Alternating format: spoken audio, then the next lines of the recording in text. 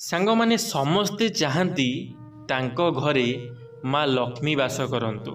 ତାଙ୍କ ଘରେ କେବେ ବି ହେଲେ ଧନର ଅଭାବ ନ ହେଉ, ସବୁବେଳେ ସେମାନେ ଖୁସିରେ ରୁହନ୍ତୁ, ସୁଖରେ ରୁହନ୍ତୁ, କେବେ ବି ହେଲେ କୌଣସି ଅସୁବିଧା ତାଙ୍କ ଉପରେ ନ ଆସୁ। କିନ୍ତୁ ସେମାନେ କ'ଣ ଜାଣିଛନ୍ତି, ଲକ୍ଷ୍ମୀ ବାସ କରନ୍ତି ସେହି ଘରେ ଯେଉଁ ଘରେ ମହିଳାମାନେ ହୋଇଥାନ୍ତି। ଏହିପରି ଯଦି ଆପଣଙ୍କର ଘରେ ଥିବା ମହିଳାମାନେ ଏହିଭଳି, ତାହେଲେ ଯାଇକରି ଆପଣଙ୍କ ଘରେ ମା ଲକ୍ଷ୍ମୀଙ୍କର ବାସସ୍ଥାନ ହେବ। ଯଦି ଆପଣଙ୍କ ଘରେ ଲକ୍ଷ୍ମୀ ମାନେ ଆପଣଙ୍କ ଘରର ମହିଳାଙ୍କୁ ଲକ୍ଷ୍ମୀ ମଧ୍ୟ କୁହାଯାଏ। ଯଦି ଆପଣଙ୍କ ଘରର ମହିଳାମାନେ କୌଣସି ବି ଭୁଲ କାର୍ଯ୍ୟ କରୁଛନ୍ତି, କୌଣସି ବି ଖରାପ କାର୍ଯ୍ୟ କରୁଛନ୍ତି, ତାହେଲେ ଆପଣଙ୍କ ଘରକୁ କେବେ ବି ହେଲେ ମା ଲକ୍ଷ୍ମୀ ଆସିବେ ନାହିଁ। ଆଉ ମା ଲକ୍ଷ୍ମୀ ଯେତେବେଳେ ଜଣଙ୍କ ଘରକୁ ନ ଯାଇଥାନ୍ତି, ଯିଏ ଲକ୍ଷ୍ମୀ ଛଡ଼ା ହୋଇଯାଇଥାନ୍ତି, ସେ ସବୁବେଳେ ଦୁଃଖ ପାଇଥାନ୍ତି, ସେ ସବୁବେଳେ କଷ୍ଟ ପାଇଥାନ୍ତି, ତାଙ୍କ ଜୀବନରେ ବହୁତ ଦାରିଦ୍ରତା ଆସିଥାଏ। ମହିଳାମାନଙ୍କୁ ଘରର ଲକ୍ଷ୍ମୀ ବୋଲି କୁହାଯାଇଥାଏ। କୌଣସି ଘରେ ବି ଏକ ମହିଳା ରହିବା ବହୁତ ସମ୍ମାନର କଥା ହୋଇଥାଏ। ଗୋଟିଏ ମହିଳା ଘରେ ଖୁସି ଆଣିପାରିବ। ମହିଳାମାନେ ମାତା ଲକ୍ଷ୍ମୀଙ୍କର ରୂପ ହୋଇଥାନ୍ତି। ଗୋଟିଏ ମହିଳା ମଧ୍ୟରେ ଏତେ ଶକ୍ତି ଥାଏ କି ସେ ଘରର ସବୁ ସମସ୍ୟାକୁ ସମ୍ଭାଳି ନିଅନ୍ତି। ସେମାନେ ନିଜର କଥା ଦ୍ୱାରା ବହୁତ କିଛି କରିପାରିଥାନ୍ତି। ଆଜି ମୁଁ ଆପଣମାନଙ୍କୁ ଏହି ଭିଡ଼ିଓ ମାଧ୍ୟମରେ ଏମିତି ମହିଳାମାନଙ୍କ ବିଷୟରେ କହିବାକୁ ଯାଉଛି, ଯେଉଁଥିରେ ଘରର ମହିଳାମାନେ କିଛି ଏମିତି କାମ କରନ୍ତି, ତେବେ ଘରେ ମାତା ଲକ୍ଷ୍ମୀଙ୍କର ତାଙ୍କ ଉପରେ କୃପା ବନିଥାଏ। ଘରର ମହିଳାମାନେ ଏମିତି କ'ଣ କାମ କରନ୍ତି ଯାହାଦ୍ୱାରା କି ଘର ଉପରେ ମା ଲକ୍ଷ୍ମୀଙ୍କର ବାସ ହୋଇଥାଏ, ମା ଲକ୍ଷ୍ମୀଙ୍କର କୃପା ସବୁବେଳେ ଘର ଉପରେ ରହିଥାଏ। ମହିଳାମାନେ ଏମିତି କି କାମ କରନ୍ତି ଜାଣିବା ଆଜିର ଏହି ଭିଡ଼ିଓ ମାଧ୍ୟମରେ। ଯେକୌଣସି ଘରର ମହିଳା ନିଜ ଘରର ଖାସ୍ ଦେଖାଶୁଣା କରେ, ଯେମିତିକି ଘରର ସଫାସୁତୁରା ରଖିବା, ଝାଡ଼ୁ ପୋଛା କରିବା ଇତ୍ୟାଦି କରିବା ଦ୍ୱାରା ମାତା ଲକ୍ଷ୍ମୀ ଖୁସି ହୋଇଥାନ୍ତି। ସେହି ଘରେ ସୁଖ ଶାନ୍ତି ରହିବା ଏବଂ ସେହି ଘରର ଅବସ୍ଥା ବି ଭଲ ରହିଥାଏ। ଯେଉଁ ଘରେ ମାତା ଲକ୍ଷ୍ମୀଙ୍କର କୃପା ରହିଥାଏ, ସେହି ଘରର ସଦସ୍ୟମାନଙ୍କୁ କେବେ ବି ଟଙ୍କା ସମ୍ବନ୍ଧୀୟ ସମସ୍ୟାର ସମ୍ମୁଖୀନ କରିବାକୁ ପଡ଼େ ନାହିଁ। ସାଙ୍ଗମାନେ, ଯଦି ଆପଣଙ୍କ ଘରେ ଥିବା ମହିଳା ଘରର ଝାଡ଼ୁ ପୋଛା କରୁଛନ୍ତି, ଘରକୁ ସଫାସୁତୁରା ରଖୁଛନ୍ତି, ତାହେଲେ ଆପଣମାନେ ଜାଣି ରଖନ୍ତୁ, ଆପଣଙ୍କ ଘରେ ମାତା ଲକ୍ଷ୍ମୀଙ୍କର ବାସ ତ ନିଶ୍ଚିନ୍ତ ଭାବରେ ରହିବ। ସେ ଘରେ କେବେ ବି ହେଲେ ଦୁଃଖ ଆସିବ ନାହିଁ, ସବୁବେଳେ ଘରେ ସୁଖ ଶାନ୍ତି ବଜାଇ ରହିବ। ତ ସେଥିପାଇଁ ଯଦି ଆପଣଙ୍କ ଘରେ ଥିବା ମହିଳା କାମ କରୁନାହାନ୍ତି, ଘରର ମହିଳା ଘରକୁ ସଫାସୁତୁରା ରଖୁନାହାନ୍ତି, ଘରକୁ ଚିକ୍କଣ କରୁନାହାନ୍ତି, ଘରର ଝାଡ଼ୁ ପୋଛା ମାରୁନାହାନ୍ତି, ତାହେଲେ ସେମାନଙ୍କୁ ଏ ଭିଡ଼ିଓଟି ନିଶ୍ଚିନ୍ତ ଭାବରେ ଦେଖାଇଦେବେ। ଆଉ ସେମାନଙ୍କୁ କହିବେ, ଯଦି ସେମାନେ ଘରର ଝାଡ଼ୁ ପୋଛା ନ ମାରିବେ, ତାହେଲେ ମାତା ଲକ୍ଷ୍ମୀ କେବେ ବି ହେଲେ ତାଙ୍କ ଘର ଭିତରକୁ ପ୍ରବେଶ କରିବେ ନାହିଁ।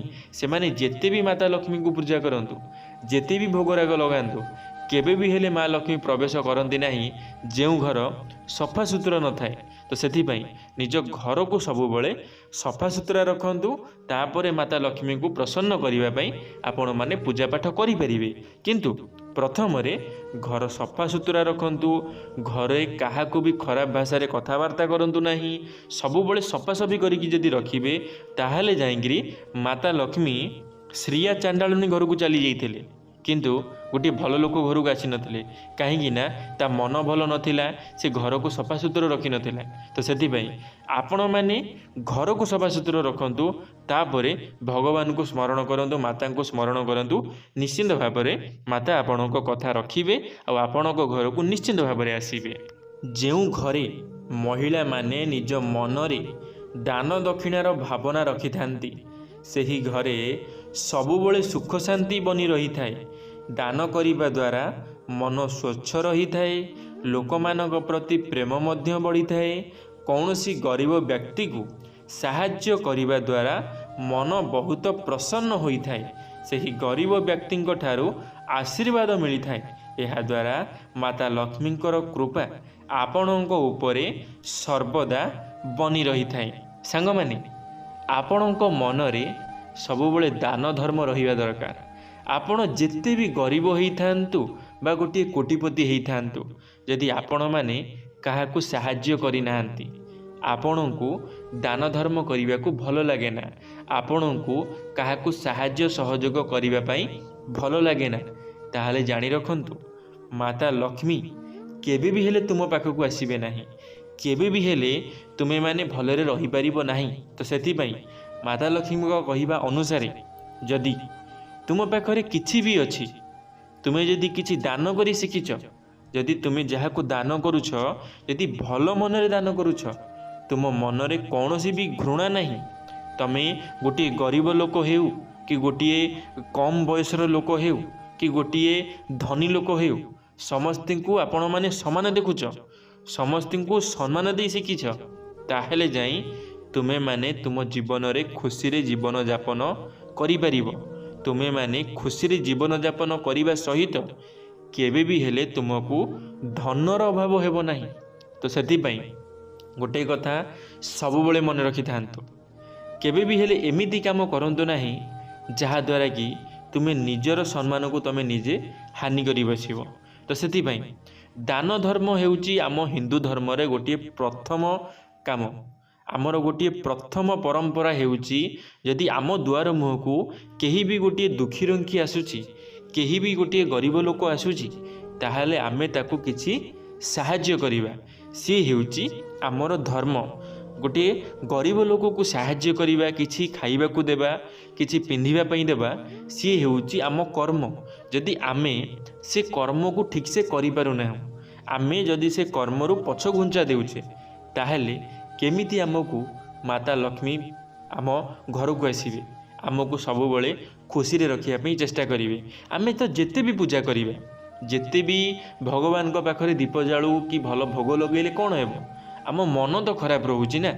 ଆମ ମନରେ ତ କେବଳ ସାହାଯ୍ୟ କରିବାର କୌଣସି ବି ପ୍ରଶ୍ନ ଉଠୁନାହିଁ ନା। ଆମ ମନରେ କେବେ ବି ଆସିନାହିଁ କି ମୁଁ ଗୋଟେ ଦୁଃଖୀ ରଙ୍କି ପାଖକୁ ଯିବି କି ତାକୁ କିଛି ସାହାଯ୍ୟ କରିବି କି ତାକୁ କିଛି ଭଲ ଜିନିଷ ଖାଇବାକୁ ଦେବି କି ଟିକିଏ ଭଲ ପିନ୍ଧିବା ପାଇଁ ଦେବି, କେବେ ତ ମନରେ ଆସୁନାହିଁ। ଯଦି ଏସବୁ ଜିନିଷ ଆମ ମନରେ ଆସୁନାହିଁ, ତାହେଲେ ଆମ ମନରେ କେମିତି ଆସିବ କି ଆମେ ଖୁସିରେ ରହିବା? ଯଦି ଆମେ କାହାକୁ ଟିକେ ଖୁସିରେ ରଖିବା ପାଇଁ ଟିକେ ସାହାଯ୍ୟ ତାକୁ କରିପାରୁନାହୁଁ, ତାହେଲେ କେମିତି ଆମେ ଭାବିପାରିବା ଯେ କି ଆମ ଜୀବନରେ ବି ଖୁସି ଆସିବ, ଆମ ଜୀବନରେ ବି ଶାନ୍ତି ଆସିବ? କେବେ ବି ହେଲେ ଆସିବ ନାହିଁ। ତ ସେଥିପାଇଁ ସବୁବେଳେ ମନେ ରଖିଥାନ୍ତୁ, ଦୁଃଖୀ ରକ୍ଷୀଙ୍କୁ ସାହାଯ୍ୟ କରିବା ଆମ ଧର୍ମ। ଆମର କାମ ହେଉଛି ଆମେ ଦୁଃଖୀ ରକ୍ଷୀଙ୍କୁ ସାହାଯ୍ୟ ସହଯୋଗ କରିବା।